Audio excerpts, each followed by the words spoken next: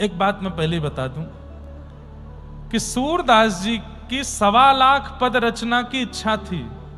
वो 1.25 लाख पद लिखना चाहते थे, जिसमें से केवल 1 लाख पूरे हुए थे और सूरदास जी भगवत धाम को प्रस्थान कर गए। शेष 25,000 पद ठाकुर जी ने लिखे। ठाकुर जी ने प्रकट होकर के सूरदास जी के शेष 25,000 पद लिखे। उनमें अंतर कैसे पता चलता है? तो जिन पदों में सूरदास छाप आती हो, जैसे अभी हमने पद गाया, सूरदास रसकन की बत्तियां पूर्वो मन जगदीश, समझो ये सूरदास ने लिखा है। लेकिन जहां आ जाए शूर श्याम तो समझ जाइयो ये ठाकुर जी ने लिखा है। ठाकुर जी 25,000 पद रचनाएं पूरी करके गए सूरदास जी की। ऐसे श्री सूरदास, तो आओ उनका सुंदर पावन चरित्र सुनते हैं। भैरव सिही गांव है दिल्ली वृंदावन के बीच में, जहां पर सूरदास जी का जन्म हुआ। थोड़ा धीमा रखो, बहुत ध्यान से सुनिएगा। सारस्वत ब्राह्मण कुल में आपका जन्म हुआ। आपके माता पिता जो थे वो बहुत ज्यादा धनवान नहीं थे, धनाढ्य नहीं थे। विशेष रूप से दंपतियों की इच्छा होती है कि हमारे घर ऐसा बालक जन्म ले जो कालांतर में आगे चल के धन का वर्धन करे। अब इनके माता पिता वैसे ही विचार कर रहे थे कि हे नाथ, हम लोगों के यहां भोजन पानी की व्यवस्था तो होती नहीं है, पत्नी जो है वो गर्भवती है, कम से कम ऐसी संतान तो हो जो कमा करके सब घर को व्यवस्थित करे। सब लोग बहुत ध्यान से सुनना। सूरदास जी के चरित्र में एक विलक्षणता और एक थोड़ी सी आश्चर्यचकितता यह भी है, इनके माता पिता अनुकूल नहीं थे। हमारे शास्त्रों में कहा जाता है माता पिता को प्रणाम करो, वो अति श्रेष्ठ हैं, अति पवित्र हैं। हम भी अपने व्यास मंच से कहते हैं। लेकिन श्रीमद् भागवत में एक श्लोक में कहा जाता है, गुरुर न शस्यात् स्वजनो न शस्यात् दैवम न शस्यात्। वहां कहा जाता है उसका त्याग उचित है जो भगवत मिलन में बाधा बने। अभी 21 तारीख को संभवतः आद्य गुरु शंकराचार्य जी की जयंती है। उस दिन शंकराचार्य जी का चरित्र भी सुनेंगे हम लोग। अपनी मां से आज्ञा मांगते रहे कि मुझे वन में जाने दो, मुझे अब त्याग करने दो घर का। नहीं छोड़ती थी मोह के कारण। एक बार नदी स्नान करने के लिए गए तो एक मगरमच्छ ने चरण पकड़ लिया। आकर के मां ने खूब निकालने का प्रयास किया लेकिन नहीं निकल पाए। तो उस स्थिति में मगरमच्छ पैर पकड़ा बैठा है, रक्त मंडित हो गई है नदी और मां खींच रही है। उस समय शंकराचार्य भगवान कहते हैं, मां ये मुझे नहीं छोड़ेगा, आज मेरा वध कर देगा, आज मैं जीवित नहीं बचूंगा। अरे अरे मेरा बालक कैसे भी बचाओ। बोले मां एक शर्त पे बच जाऊंगा। बोले क्या? मुझे सन्यास की आज्ञा दे दो, आज्ञा दे दो कि तू घर से जा सकता है। मैं जिस काम के लिए पृथ्वी पर आया हूं वो करने के लिए मुझे घर छोड़ना पड़ेगा। अगर आप ये आज्ञा मुझे दे देंगे तो ये मुझे छोड़ देगा। एक तरफ नदी एक तरफ खाई, नहीं तो ग्राह खींच रहा है और यदि ग्राह छोड़ भी दे तो ये घर से चला जाएगा। किसी भी रूप में मेरे पास तो रहना नहीं, लेकिन कम से कम ये तो रहे कि मेरा पुत्र है, कहीं बैठा है, मैं इसी में ही प्रसन्न रहूंगी। ठीक है, मैं आज्ञा देती हूं, वचन देती हूं, तू सन्यास ले लेना। और जैसे ये बात कही, ग्राह ने मुख खोल करके छोड़ दिया। सब लीला थी। प्रणाम करके अपनी मां को प्रस्थान कर गए। परसों हम 21 तारीख को सुनाऊंगा शंकराचार्य जी का चरित्र, बहुत सुंदर है। तो गरीब ब्राह्मण परिवार में सूरदास जी का जन्म हुआ। पुत्र हुआ, इस बात को सुनकर के उत्सव तो मना, लेकिन जैसे ही पता चला कि नेत्रहीन है। अच्छा, एक तो होता है, दो प्रकार के नेत्रहीन होते हैं। एक नेत्रहीन है जिनके नेत्र तो हैं, आकृति तो है पर उनको दिखाई नहीं देता। और जिनकी आकृति होती है ना, उनको जैसे अभी लाइट जली है तो अनुभव हो जाता है कि सामने प्रकाश है, नीला कपड़ा है तो उनको अनुभव हो जाता है कि यहाँ नीला कपड़ा है, यहाँ पीला है। ऐसे जिनके नेत्र की आकृति बनी होती है उनको इतना अनुभव हो जाता है, पर एक जो नेत्रहीन होते हैं उनकी आकृति भी नहीं होती। जिनकी आकृति नहीं होती उनके लिए सब ब्लैकआउट, कुछ नहीं दिखता उनको। ऐसे सूरदास जी थे, नेत्र की आकृति भी नहीं थी। 5 दिन का बालक कितना प्रेम चाहता है पूरे परिवार से, लेकिन रो रहे हैं एक कोने में सूरदास और घर में मातम मनाया जा रहा है। क्यों? हमारे घर में व्यवस्था नहीं है, हम लोग उचित परिवार नहीं है, ऊपर से ये बालक ऐसा जन्मा है जिसके नेत्र नहीं है। जब रो रो करके अति हो जाती थी तब मां दूध पिलाती थी, कम से कम शांति तो हो जाएगा। मानो जैसे घर के लोगों को लग रहा था कि बला आ गई हमारे ऊपर, तो अब क्या करेंगे हम। भैया भगवत भक्त सहते हुए ही प्रकट होता है, और यदि प्रकट होते हुए नहीं सहा है तो जीते जी सहेगा, कुछ ना कुछ तो उसको सहना पड़ेगा। भगवत भक्त इजी लाइफ नहीं जी सकता, ये बात आप लोग लिख लीजिएगा और इससे डरिएगा नहीं। कहीं आप भयभीत हो जाओ, महाराज जी कह रहे हैं भगवत भक्त इजी लाइफ नहीं जीता तो हम भक्ति छोड़ दें ना। सहजता का मतलब क्या है? मैं एक बात कथा में कहा करता हूं कि हम लोगों को कितना कष्ट सहना है ये विभाजित है। 1 जन्म में, 2 जन्म में, 3 जन्म में, 4 जन्म में, इतने वर्ष सब विभाजित है। मेरा लिखा होगा कि मुझे इतने जन्म लेने हैं और इतना कष्ट सहना है, लेकिन जैसे ही मैं भक्ति में प्रवेश करता हूं तो ठाकुर जी विचार करते हैं बार बार जन्म देने से अच्छा एक बार में ही सारे कष्ट भुगवा दो। इसको 3 जन्म में जितना कष्ट सहना है 1 जन्म में ही सारे कष्ट दे दो, ताकि इसका दोबारा जन्म ना हो, ये मेरे पास रहे। तो भक्तों के जीवन में जो संकट दिखता है, कष्ट दिखता है, उसको आप कष्ट मत समझिए। वो एक प्रकार से ठाकुर जी सब एक साथ निपटवा देते हैं। इसलिए सरल जीवन नहीं होता भक्त का। धीरे धीरे सूरदास जी बड़े हुए, 3-4 वर्ष की जब अवस्था हुई, घर वाले बस ऐसे रखते थे कि इसको रखना है, कोई विशेष उनके प्रति प्रेम नहीं था।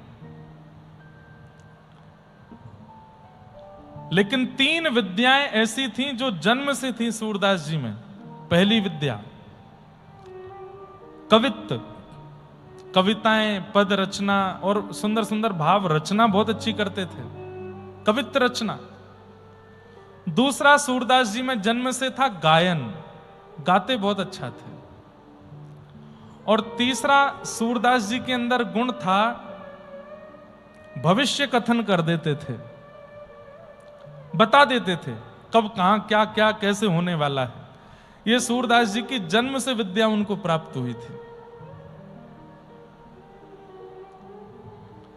3 विद्याओं से युक्त। संसार में हर व्यक्ति मतलब हर व्यक्ति जन्म से एक गुण लेकर के आया होता है जो ठाकुर जी ने देके भेजा है। कई लोग उस गुण को खोज लेते हैं, कई लोग उस गुण का चिंतन भी नहीं कर पाते। सूरदास जी के अंदर ये 3 गुण थे, कविता लिखते थे, गायन करते थे और तीसरा भविष्य बता देते थे। एक बार इनके पिताजी कहीं किसी यजमान के यहां गए, ब्राह्मण थे, तो यजमान ने दक्षिणा में 2 सोने की मोहर प्रदान की। 2 सोने की मोहर पाकर के पिताजी तो इतने खुश कि बस पूछो मत। अब तो घर आए नाचते हुए।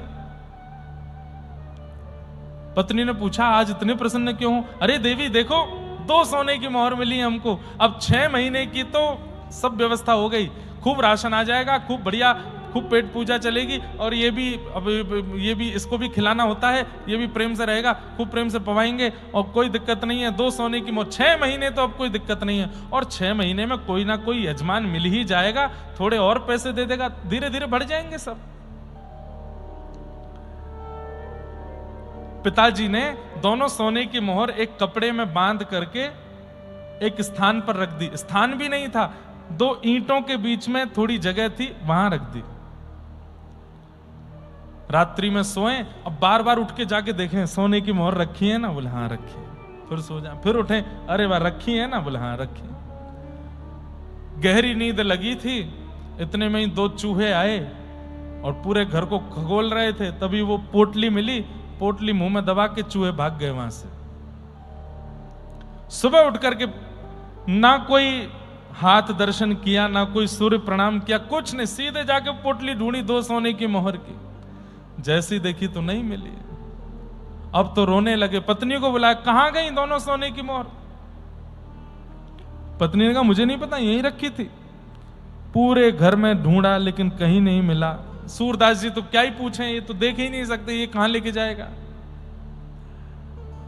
इतना रोवे कि बस परेशान बैठे हैं, सिर पर हाथ धर के सुबह से बैठे, अब क्या होगा हमारा, अब तो सब सर्वनाश हो गया।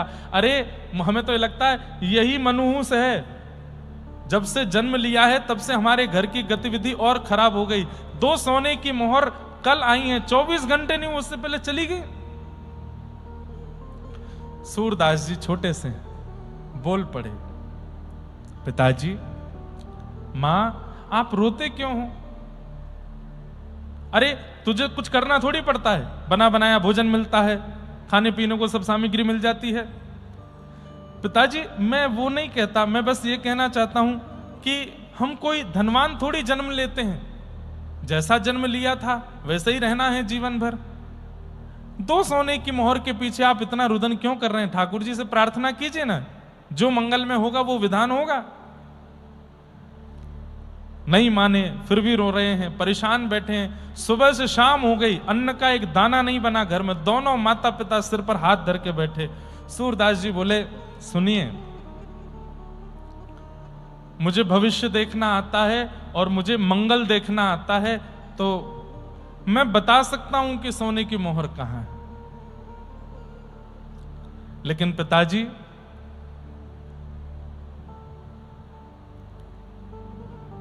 क्या? सोने की मोहर बता तो दूंगा, लेकिन फिर मैं यहां नहीं रहूंगा, मैं चला जाऊंगा घर से। माता पिता बोले, तू चला जाना, जहां तेरा मन हो तू चला जाना, तू बस बता सोने की मोहर कहां है। सूरदास जी ने तुरंत एक स्थान पर बैठ करके ध्यान लगाया, बता दिया। और रात्रि 2 चूहे आए थे, पोटली को ले गए, दांतों से कुतुर दी है। एक सोने की मोहर तो यहां से सीधे जाएंगे, तालाब के पास एक पेड़ के नीचे पड़ी है, और एक सोने की मोहर उससे भी आगे थोड़ा जाएंगे, वहां पड़ी है, आप ढूंढ लीजिए। पिताजी दौड़ करके गए, जाके देखा तो दोनों सोने की मोहर मिल गई। लेकर के घर आ गए, फिर से खुश हो गए। पत्नी से देखो मिल गई, अब इनको संभाल के रखना। सूरदास जी अपनी लाठी ढूंढ रहे थे, नेत्रहीन है। ए सूरदास, कहां जाओगे अब तुम? चलो, ऐसे नहीं करते, अब बोल दिया था हमने ऐसे, अब कोई बात नहीं, रहो तुम यहीं रहो घर पर। नहीं पिताजी, मैंने कहा था कि मैं चला जाऊंगा, अब मैं जाता हूं। अरे माता पिता हैं, थोड़ा बोल देते हैं, इतना बुरा मानने वाली क्या, रुको घर पे। सूरदास जी बोले, अच्छा मैं रुक जाऊं? बोले हाँ। लेकिन पिताजी एक बात सुनो। बोले क्या? अगर मैं रुका तो ये सोने की मोहर फिर चली जाएंगी। जैसे ही कहा कि फिर चली जाएंगी, तो माता पिता कुछ बोले नहीं, मौन हो गए दोनों। सूरदास जी ने थोड़ी देर देखा, जब कुछ नहीं बोले, मंद मंद मुस्काते हुए अपनी लाठी लेकर के निकल गए। पिताजी ने आवाज भी नहीं लगाई पीछे से, कुछ खाके तो जाओ। मां ने एक बार भी नहीं कहा कि कुछ वस्त्र तो ले जाओ। और सूरदास जी जा रहे हैं, नेत्रों से अश्रु गिर रहे हैं। और तब जीवन में पहली बार सूरदास जी ने एक पद गाया, सुनेरी मैंने निर्बल के बलराम, सुनेरी मैंने निर्बल के बलराम। अरे अरे सूरदास अपने आप को समझा रहे हैं, तू परेशान क्यों होता है? संसार में कोई अनाथ नहीं है। नाथ तू अनाथ को अनाथ कौन मोल, समान आरत नहीं, आरत हर तो संसार में कोई अनाथ नहीं होता। जिसने शरीर दिया है, जिसने मन बुद्धि दी है, जिसने हाथ पैर दिए हैं, कान दिए हैं, जीव दी है, बस नेत्र ही तो नहीं दिए। अरे मुझे जन्म दे करके भेजा है, नेत्रहीन बना के भेजा, कोई तो कारण होगा। मैं बेवजह तो नहीं आया हूं संसार में, किसी कारण से तो भेजा होगा। और नहीं है माता पिता तो क्या हो गया? अपने माता पिता को चित्त से प्रणाम, दंडवत प्रणाम करके सूरदास जी निकल गए और बस मन में यही भाव गाते जा रहे हैं, सुनेरी मेरे निर्बल के बलराम। मैंने तो सुना है कि वे निर्बलों के बल हैं, सबको बल देते हैं। सुनेरी मैंने निर्बल के बलराम, सुनेरी मैंने निर्बल के बलराम, सुनेरी मैंने निर्बल के बलराम, सुनेरी मैंने निर्बल के बलराम। जब लग गज बल अपनों बरत्यो, जब लग गज बल अपनों। थोड़ा समझने का प्रयास कीजिएगा।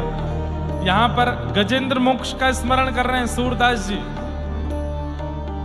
हाँ, जब लग गज बल अपनों बरत्यो, जग लग गज बल अपनों बरत्यो, नेक सरयो नहीं काम,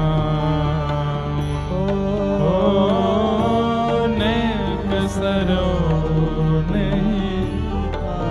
जब गजेंद्र अपना बल लगा रहा था तब मगरमच्छ उसके पैर को तनिक भी नहीं छोड़ रहा था, बिल्कुल नहीं निकाल पा रहा था। 10 दिनों तक खड़ा रहा सरोवर के अंदर, लेकिन वो गज अपनी रक्षा नहीं कर पाया। लेकिन जैसे ही निर्बल है बलराम पुकारो, निर्बल है बलराम, हे निर्बल है बलराम पुकारो, निर्बल है बलराम। तब ओ आए आधे नाम, ओ आए आधे नाम। महाराज जी, यहाँ आधे नाम पे 2 बातें कही जाती हैं। हमारे रसिक जन कहते हैं आए आधे नाम मतलब, एक बात तो कही जाती है कि जब गजेंद्र ने स्तुति गाई, किसी भी भगवान का नाम नहीं बोला, सब देवता आकाश में खड़े हैं, रक्षा करने के लिए तैयार हैं, लेकिन जा कोई नहीं रहा है। क्यों? किसी का नाम नहीं बोला। तब ठाकुर जी ने गरुण जी को बुलाया और गरुण पर बैठ करके गजेंद्र की रक्षा करने के लिए जाने लगे तो लक्ष्मी ने पूछा कहां जा रहे हैं? तो हमारे यहां कहते हैं हा कहे वैकुंठ में, कहते थे कि हाथी की रक्षा करने जा रहा हूं, तो हा कहे वैकुंठ में, और था बोलते बोलते तो पहुंच गए ठाकुर जी उसके पास। आए आधे नाम, हाथी मतलब हाथी बोलने में एक क्षण लगता है, इतने हाँ बोले वैकुंठ में, था बोलते बोलते तो पहुंच गए उसके पास। आए आधे नाम। और इसमें दूसरा अर्थ बताया जाता है, नारायण खिलगुरो भगवन नमस्ते। गजेंद्र मोक्ष में अंत में गजेंद्र कहता हे नारायण अखिल गुरु ब्रह्मांड नायक, मेरी रक्षा करो। तो कहते हैं कि जैसे ही गजेंद्र ने कहा ना, वो नारायण पूरा नहीं बोल पाया है, रायण बोलना चाहता था, तब ना बोलते बोलते तो ठाकुर जी आ गए उसके पास। वही बात सोच करके श्री सूरदास जी मन में बड़े प्रसन्न हो रहे हैं। निर्बल है बलराम पुकारो, निर्बल है बलराम पुकारो। तब आए आधे नाम हो,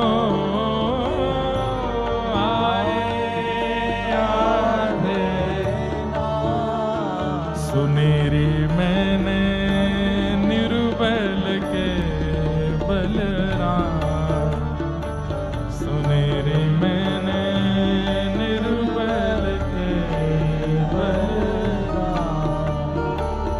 तीसरी बात कह रहे हैं, द्रुपद सुता निर्बल भईता दिन, द्रुपद सुता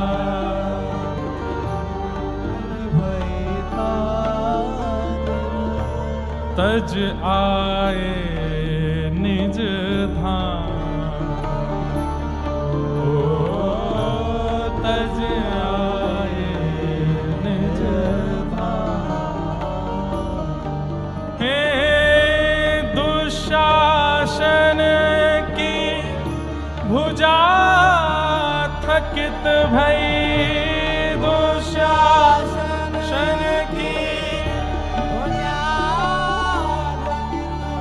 हे दुशासन की भुजा थकित भई, दुशासन की भुजा थकित भई। तब बसन रूप भय श्याम,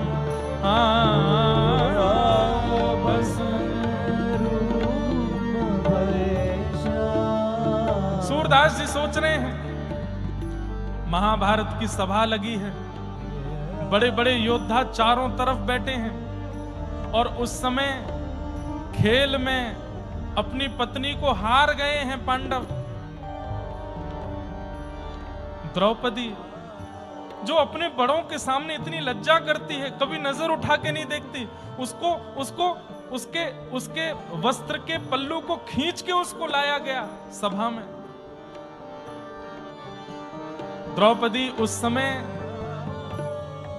मासिक धर्म में है, अत्यंत लज्जा से व्याकुल हो रही है, लेकिन यहां दुशासन बस खींचे जा रहा है, कैसे भी इनको निर्वस्त्र करना है। पहले अपना बल लगाया, 5 पतियों की ओर देखा, सब नीचे नजर करके बैठे हैं। भीष्म पितामह द्रोणाचार्य आदि सबकी ओर देखा, लेकिन कोई भी एक बार भी ये नहीं कह रहा है कि अरे ये हमारे घर की बहू है, ऐसे कोई निर्वस्त्र नहीं कर सकता। तब अपना बल लगाया, मैं क्षत्रिय नारी हूं, अपनी रक्षा स्वयं करूंगी। लेकिन जब अपने बल से भी अपनी रक्षा नहीं कर पाई है, वस्त्र का अंतिम छोड़ रह गया है खींचने को, दुशासन एक बार और खींच देगा और भरी सभा में द्रौपदी के साथ वो हो जाएगा जो नहीं होना चाहिए, एक सौभाग्यवती नारी के साथ।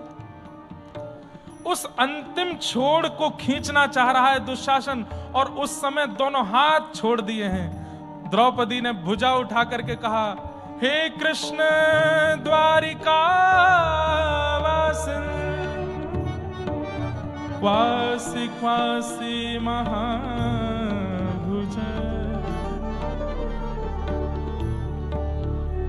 हे कृष्ण कहां हो आप? ये कौरव आपकी बहन को निर्वस्त्र कर रहे हैं, आपको नहीं दिख रहा? कौरवम प्रतिभूतम वा किम न पश्यसि केशव, क्या आपको दिखाई नहीं दे रहा है कि मेरे यहां वस्त्र हरण हो रहे हैं? अरे कल को कोई कहेगा कि भरी सभा में कौन निर्वस्त्र हुआ, द्रुपद सुता कहेंगे तो बुरा नहीं लगेगा, द्रुपद की बेटी निर्वस्त्र हुई बुरा नहीं लगेगा, पांडवों की पत्नी निर्वस्त्र हुई सुनने में बुरा नहीं लगेगा। लेकिन गलती से अगर किसी ने कह दिया कि कृष्ण की बहन निर्वस्त्र हुई, लाखों करोड़ों भक्तों का विश्वास उठ जाएगा नाथ आपके ऊपर से। दोनों भुजा उठा करके जब कृष्ण कृष्ण कृष्ण द्वारिका वासिन क्वासी क्वासी कहां हो नाथ मेरी रक्षा करो। उसी समय बैठे हैं द्वारिकाधीश अपनी द्वारिकापुरी में और ये सब क्रिया चल रही है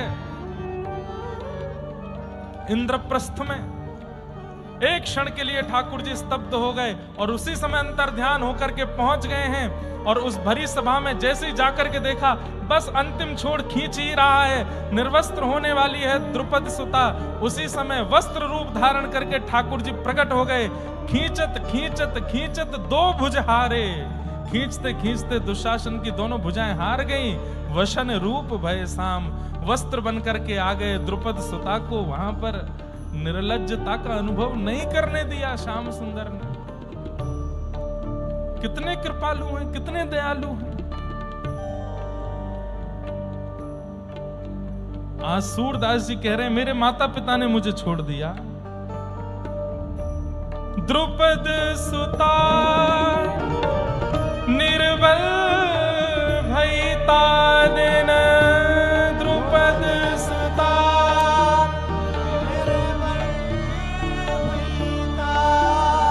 हो तज आए निज धाम, हाँ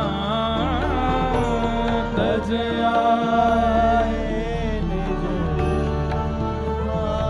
सुनेरी मैंने निर्बल के बलराम, सुनेरी मैंने निर्बल के बलराम, सुनेरी मैंने निर्बल के बलराम, सुनेरी मैंने निर्बल के। और अंतिम पंक्ति में सूरदास जी कहते हैं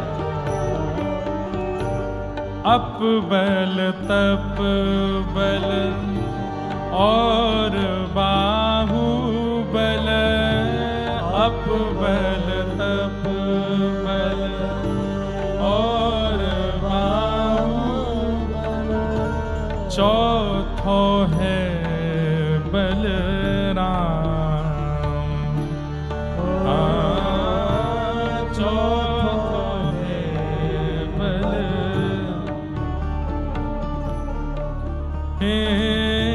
सूर किशोर कृपा से सब बल, सूर किशोर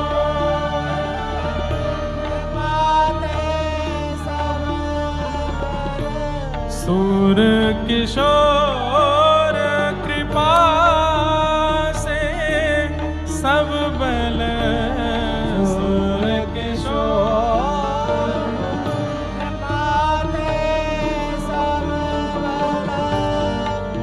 हारे को हरि नाम, हारे को हरि नाम, सुनेरी मैंने निर्बल के बलराम, सुनेरी मैंने निर्बल के निर्बल के बलराम।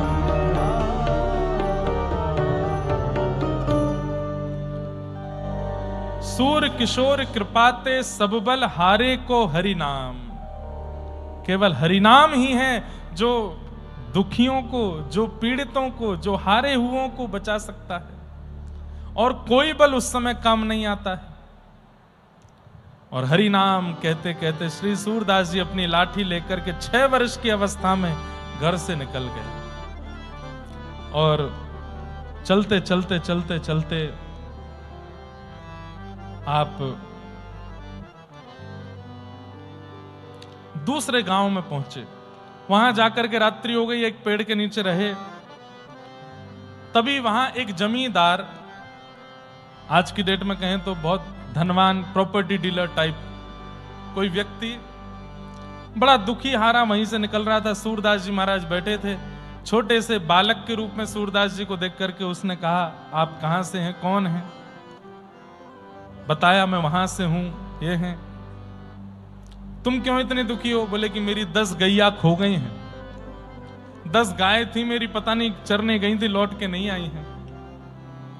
हे भगवान, आप कृपा करके अगर कुछ अनुग्रह कर दें, क्योंकि आप नेत्रहीन है पर ध्यान में बैठे थे तो मुझे लग रहा था कि भाई साधु महात्मा जानते हैं, बताना, आप बता दीजिए मेरी गैया कहां होगी।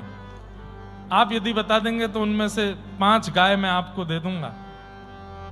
सूरदास जी महाराज बोले, हमको गैया नहीं चाहिए, लेकिन हम बता देते हैं, पास के एक गांव में एक घुड़साल है, वहां तुम्हारी 10 गैया हैं, जाओ ले आओ। गए, दौड़ करके देखा तो वहां घुड़साल में 10 गैया लेकर के आए। तो उस जमींदार ने कहा कि भाई ये तो बहुत अच्छे महात्मा है। उसने कहा, भगवान आप गैया तो ले नहीं रहे, पर कुछ कृपा कर दो मुझ पर। बोले, क्या कृपा करें?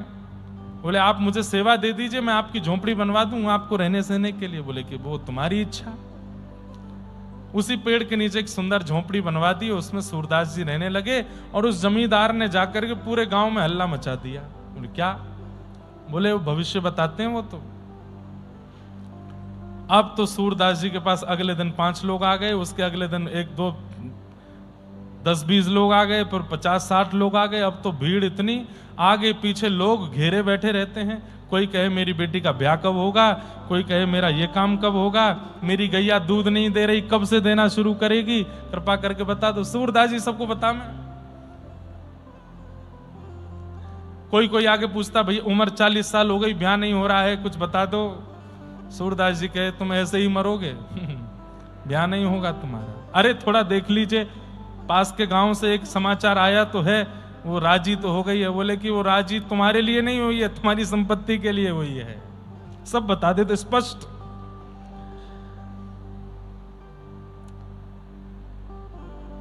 उनमें से कईयों ने तो सूरदास जी को गुरु मान लिया, वो यही हमारे गुरु जी हैं, सब जानते हैं, सब बता देते हैं। लेकिन सूरदास जी की रुचि उसमें कम थी।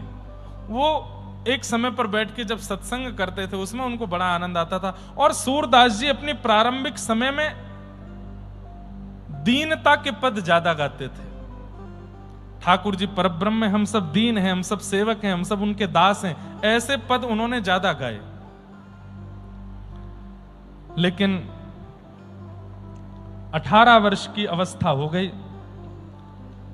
एक दिन बैठे थे और अचानक से पता नहीं क्यों रात्रि में अपनी कुटिया के बाहर निकल के देखा तो जहां तक देखें लोग बाग, भीड़ ही भीड़, और सब ऐसे ही सो रहे हैं। किसी को गद्दा नहीं मिला तो ऐसे ही सो गए। छोटे छोटे बच्चे रो रहे हैं, उनको कम अपने हृदय से लगा के माताएं सो रही। किस लिए? सुबह 4 बजे सूरदास जी बाहर निकलेंगे, नहाने जाएंगे, तो बीच रास्ते में हम पूछ लेंगे हमारा ये काम कैसे बनेगा, तो चलते फिरते भी बता देते थे। सूरदास जी बोले, इनमें से एक भी भक्ति युक्त होने के लिए, ज्ञान युक्त होने के लिए नहीं आया है, सब चमत्कार के पीछे आए हैं। तो सूरदास जी बोले, सुबह होने दो। सुबह हुई, जैसे ही ब्रह्म मुहूर्त हुआ, सूरदास जी कुटिया के बाहर आके बैठे। हजारों लाखों लोग चारों ओर सब जय जयकार कर रहे हैं, सूरदास जी की जय हो, सूरदास जी की जय हो। पहले उनको सूरदास ने सूर स्वामी कहा जाता है, सूर स्वामी की जय हो। सूरदास जी बोले, सब लोग शांति रखो, हम एक घोषणा करने वाले हैं, सब लोग ध्यान से सुनना। क्या घोषणा करेंगे? सब बिल्कुल सुई गिर जाए तो आवाज आ जाए, इतनी शांति में सुनने। सूरदास जी बोले, आज के बाद हम भविष्य कथन नहीं करेंगे। हमको कल रात्रि में कुछ आज्ञा हुई भगवान की, और हम आज के बाद किसी को कुछ नहीं बताएंगे। भविष्य बताना आज से बंद। सब एक दूसरे, तो फिर क्या करोगे? बोले, यहां बैठ के भजन करेंगे और शाम को 1 घंटा प्रवचन करेंगे, जिसको आना है आओ। 10 लोग भी नहीं रहे, सब चले गए। जितने थे सब वहां से लौट के चले गए। 10 वो लोग रुक गए जिनको सूरदास जी के प्रवचन में आस्था थी, और लाखों लोग वो चले गए जो केवल चमत्कार के लिए रुके हुए थे। सूरदास जी प्रसन्न हो गए, बोले बस जितना कम सामान रहेगा उतना सफर आसान रहेगा। बढ़िया है, जीवन के इस सफर में जितनी कम बोझ लेकर के चलेंगे बढ़िया। ये क्या चमत्कार का हमने अपने ऊपर ले रखा था, छोड़ छाड़ दिया, सब नहीं बताएंगे। अब 10 ही लोग रह गए। सूरदास जी बोले, ये है संसार की वास्तविकता। आप काम के हो तो आपके पीछे सब हैं, और आप किसी काम के नहीं हो तो कोई नहीं है। 10 लोग बचे। सूरदास जी बोले भैया तुमको चमत्कार से किंचित भी अगर लोभ हो तो पहले ही बता दो। बोले कुछ नहीं है महाराज। बोले तो चलो हमारे साथ, और निकल पड़े महाराज। चलते चलते पहुंच गए श्री गौ घाट यमुना जी के तट पर मथुरा। व्रजमंडल में आ गए, वहां रहकर के अब सूरदास जी केवल पद गाते हैं और भगवान का सत्संग करते हैं। 10-15 साल ऐसे ही निकल गए। अब एक बहुत ध्यान से सुनने वाली बातें हैं, बहुत छोटे छोटे प्रसंग में बहुत कुछ अनुभूतियां होती। सूरदास जी की अवस्था लगभग 35 वर्ष की हो गई, लेकिन आज सूरदास जी के मन में आया कि मेरे अंदर भक्ति तो आ गई, मेरे अंदर भजन तो आ गया, ज्ञान तो आ गया, प्रेम नहीं आया। मैंने सुना है कि यहां बैठ करके लोग कथा सुनते हैं, प्रवचन सुनते हैं, नेत्र सजल हो जाते हैं, उनके नेत्रों से अश्रु गिरने लगता है। मेरी ये अवस्था तो अभी तक नहीं बनी। क्यों नहीं बनी? गुरु नहीं आए मेरे जीवन में, मेरे जीवन में गुरु नहीं आए। एक बात कहें बंधुओं, बहुत कम अवस्था में गुरु मिल जाएं ऐसी भावना मत रखिए। प्रारंभिक भजन केवल इसलिए कीजिए कि मुझे गुरु मिल जाएं, और गुरु मिलने के बाद जो भजन होगा वो ठाकुर जी की प्राप्ति के लिए होगा।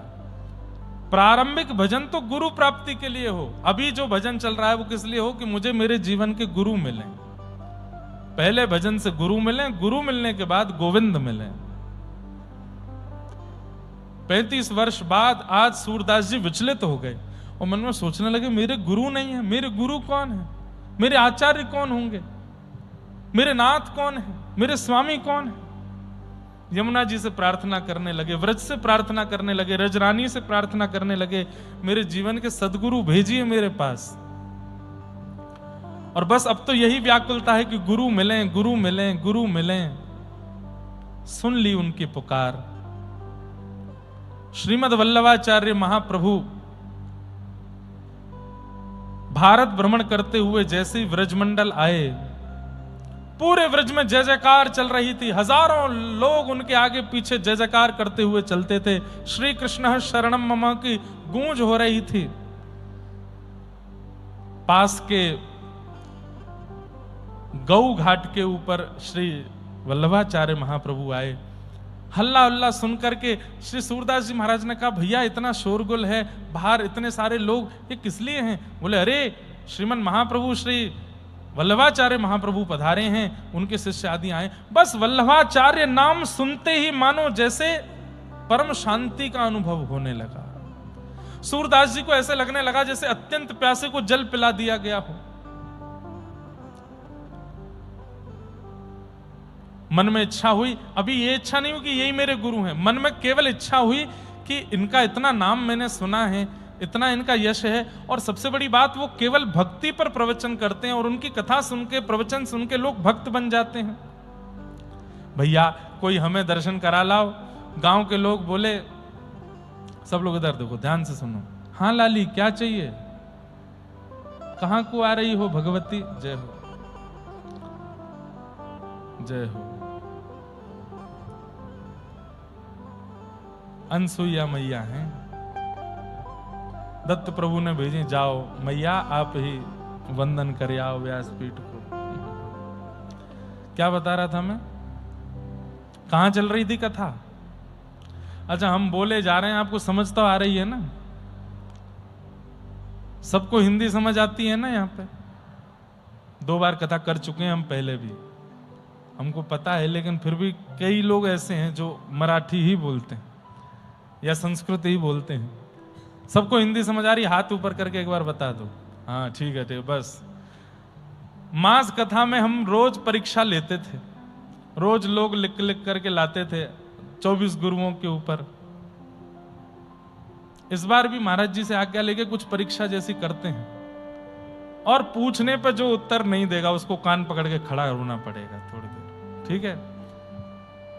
कथा में प्रारंभ के 10 मिनट केवल प्रश्नोत्तर करेंगे, ठीक है? और रैंडमली ऐसे उठा के, हाँ भाई तुम उठो बताओ।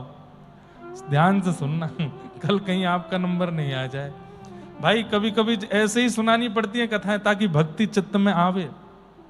ध्यान से सुनो। तो सूरदास जी महाराज किसी से बोले, भैया वल्लभाचार्य जी आए, गौ घाट पे बैठे, हमें दर्शन करा लाओ। तो गांव का कोई व्यक्ति बोला, अरे आपको दिखता तो है नहीं, लाठी पकड़ के चलते हो, इतनी भीड़ भाड़ है वहां पर। और वैसे भी सूरदास जी बुरा मत मानियो, ब्रजभाषी तो ब्रजभाषा ऐसे ही बोल देते हैं, ब्रजवासी लोग ऐसे ही बोल देते हैं। बोले आपको दिखाई तो देवे ना है, कहा देखोगे वल्लभाचार्य जी में, आंखन के आगे कछु दिखे तो है ना है। जैसी स्थिति यहाँ कुटिया में वैसी माए व्यवहारी है, दिखना तो कछु है ना, यहीं बैठे रहो। तो सूरदास जी के नेत्र सजल हो गए, अरे पागल, मैं उनको नहीं देख पाऊंगा पर वो तो मुझे देख लेंगे ना, वो तो मुझे देख लेंगे, उनकी दृष्टि तो एक बार मुझ पे पड़ जाएगी। और उनकी दृष्टि पड़ गई, गुरु दृष्टि पड़ गई, यही तो हम चाहिए। चल ले चल मोकू। और सूरदास जी लिए लाठी हाथ में चले गए वल्लभाचार्य महाप्रभु का दर्शन करने। बंधुओं, वल्लभाचार्य जी कौन है? भगवान के मुख के अवतार हैं। श्री ठाकुर जी के मुख की इच्छा हुई कि मेरा इतना वर्णन सबने किया, मैं भी तो इसको देखूं ये कैसा है। तब भगवान का मुख ही श्रीमद् वल्लभाचार्य जी के रूप में प्रकट हुआ। सोचिए, भगवान के अंग प्रत्यंगों को भी इच्छा हो जाती है कि हम भी तो अपना अनुभव करें। कितना सुंदर है भगवान का मुख। वही श्रीमद् वल्लभाचार्य जी के रूप में प्रकट हुए।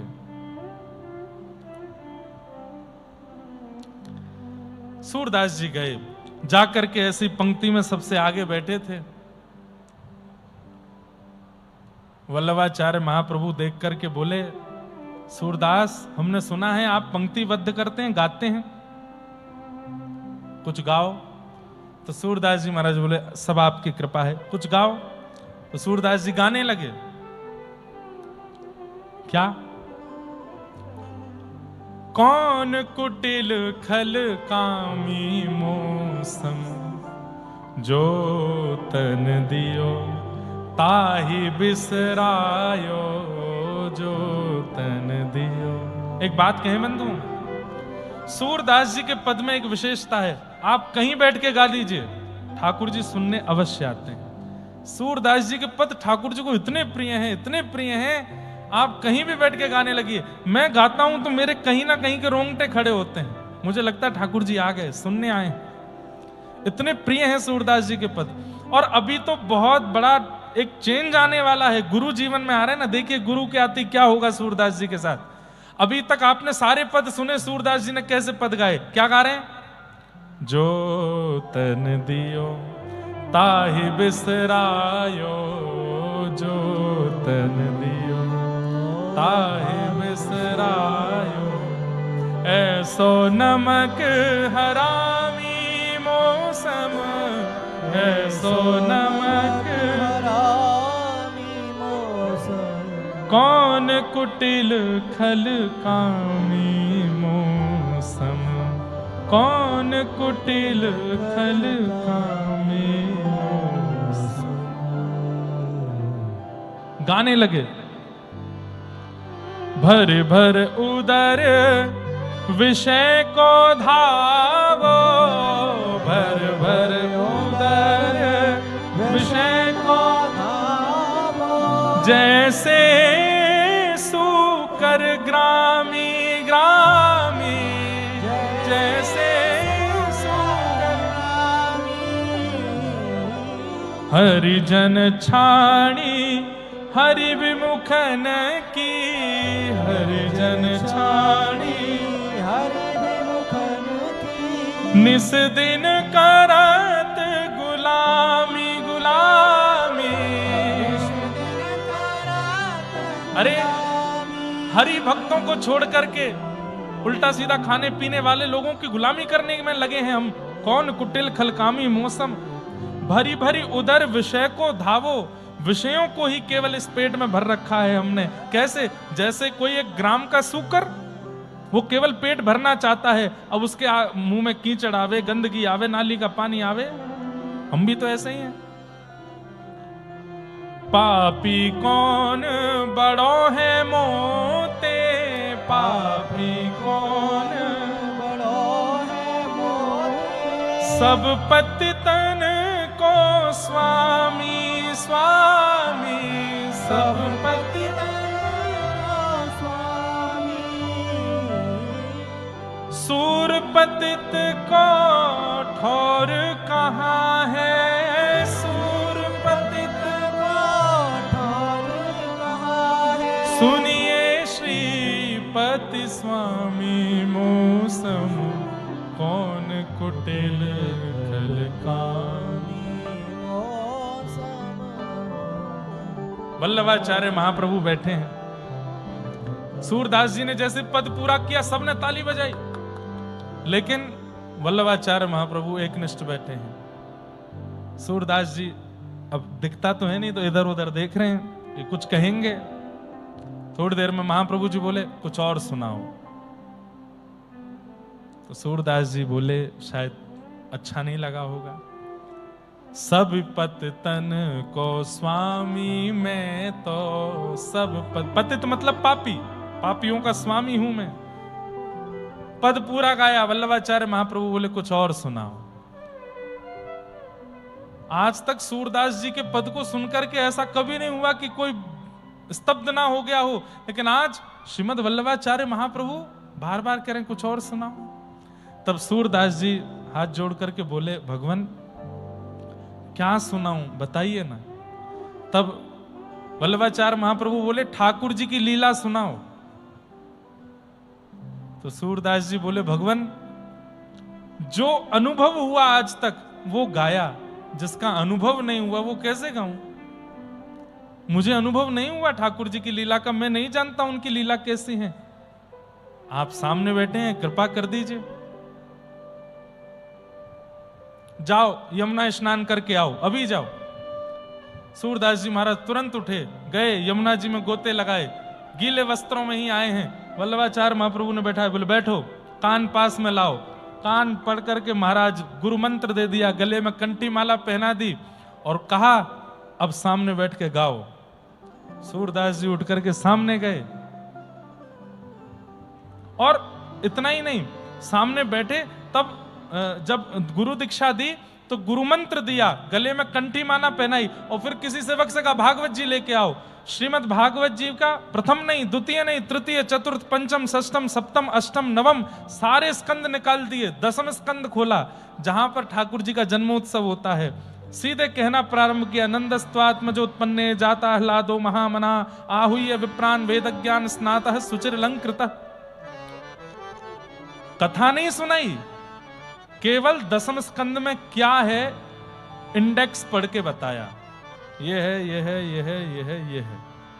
10-15 श्लोक दसम स्कंद के सुना दिए। सूरदास जी के नेत्रों से अश्रु गिरने लगे। सूरदास, सब जनता बैठी है, बोले हाँ क्या अनुभव हो रहा है। सूरदास जी का रोम रोम कंपित होने लगा।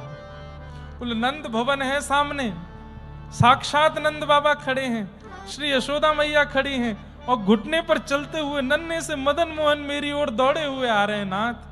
बोले बस अब शुरू हो जाओ, अब लीला गानी है, अब और कुछ नहीं गाना है, केवल ठाकुर जी की लीला गाओ।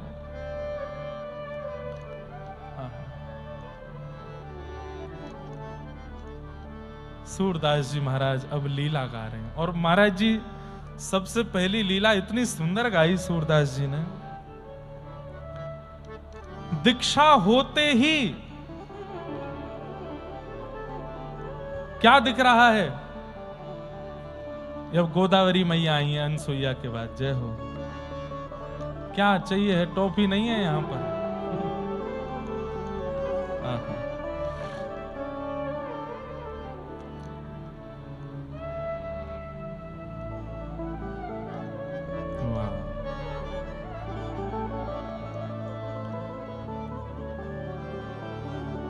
वल्लभाचार्य महाप्रभु बोले क्या दिख रहा है सूरदास बताओ। तब वल्लभाचार्य महाप्रभु के सामने सूरदास जी कहने, सब लोग इधर देखो। बोले भगवान नंद भवन है और श्री नंद भवन में यशोदा मैया लाला से चर्चा कर रही हैं और लाला यशोदा मैया ते कह रहा मैया तू मेरो जल्दी ब्याह कराए दे। यशोदा मैया कह रहे हैं लाला ब्याह के काजे छोरी चाहिए होवे, कहां ते लेके आऊं छोरी, कहां ते लेके आऊं तेरे काजे दुल्हन। आहा,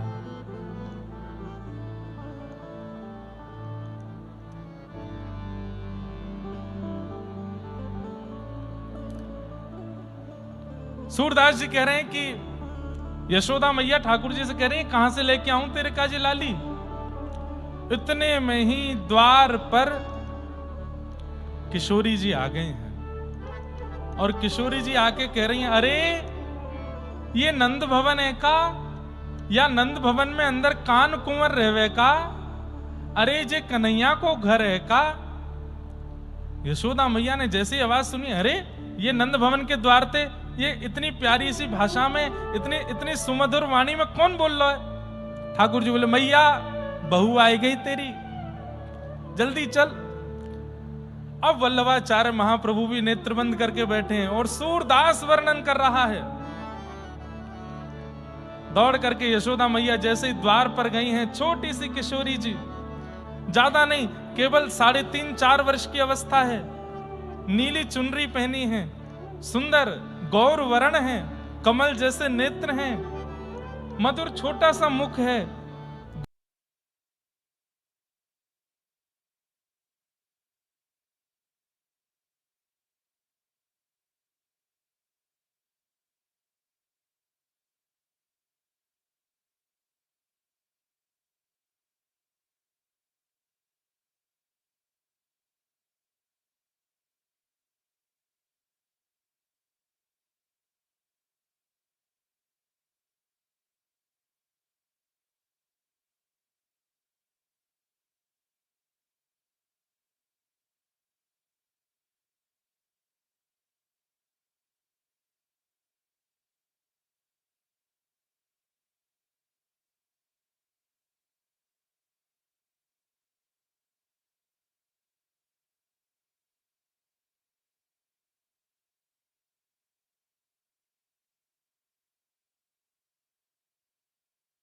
बोल लो बीच में, कौन की लाली है।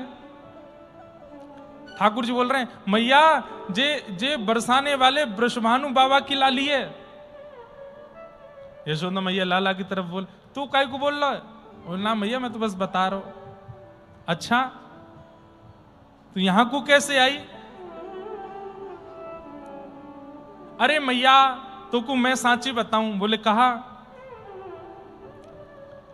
खेलन के मिस कुंवरी राधिका। सूरदास जी वर्णन कर रहे हैं आज तक केवल विनय के पद गाए थे, आज तक केवल दीनता के पद गाए थे, आज तक अपने आप को घिघियाते हुए। घिघियाना किसको कहते हैं। घिघियाना का मतलब होता है अरे मैं तो बहुत दीन हूं, मैं तो बहुत ऐसा हूं, मैं तो ऐसे ही पद गाए थे सूरदास जी ने। लेकिन आज दीक्षा प्राप्त होते ही सूरदास जी गा रहे हैं, खेलन के मिस कुंवरी राधिका, नंद भवन को आई हो।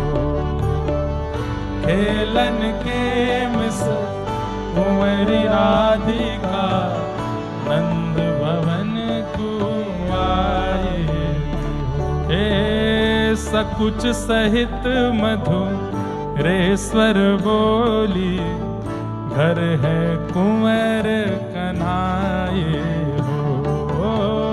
सकुच सहित मधुरेश्वर बोली, घर है कुंवर कन्हाए हो। हे सुनत श्याम को किल सी वाणी, सुनत श्याम को किल सी वाणी। हे सुनत श्याम को किल सी वाणी, सुनत श्याम को किल सी वाणी। हे निक से अति अतुराई हो, निक से अति उतराई हो। हे माता सो कछु करत कलह हैं सिर डारी बिसराए हो।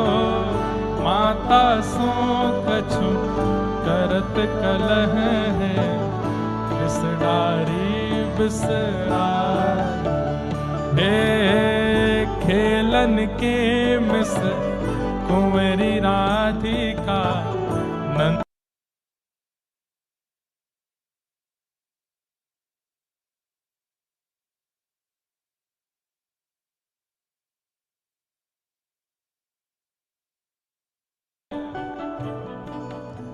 और मैया जब छोटो लाला खो जाए तो फिर बड़े को आके वा को हाथ पकड़ के ले जानो पड़े।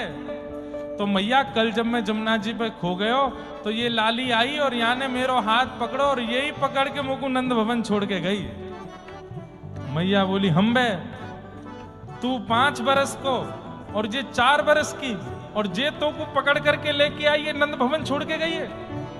बोले हाँ मैया जय मुंह को छोड़ के गई है। यमुना तीर कलही में भूलो यमुना तीर कलही में भूलो। बाह पकड़ ले आई हो बाह पकड़ ले आई हो। हे आवत इह तो ही सकुचत है आवत इह तो सकुचत है। मैं दे सोह बुलाई हो मैं दे सोह बुलाई हो। हे सूरदास ऐसे गुणन आगर सूरदास ऐसे हे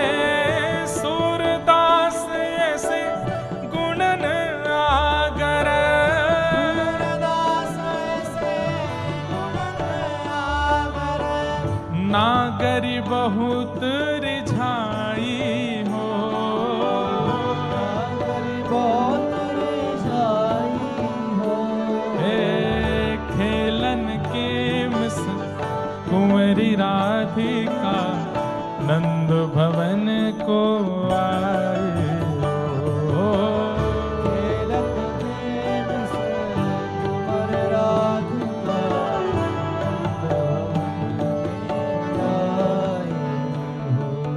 ठाकुर जी बता रहे मैया कल मुँह को यही लेके आई नंद भवन।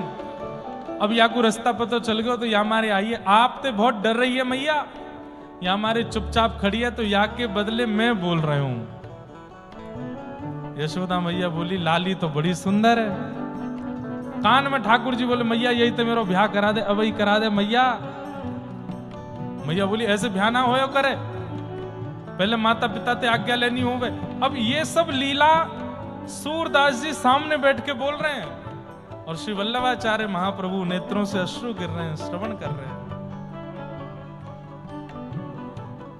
फिर क्या हुआ सूर अरे फिर का भयो अरे देखो तो गुरुदेव भगवान क्या दिख रहा है। बोले क्या दिख रहा। हे यशोमती राधा कुंवर सवारती यशोमती राधा कुंवर वल्लभाचार्य जी बोले ब्याह हो रहा है कि नहीं हो रहा। बोले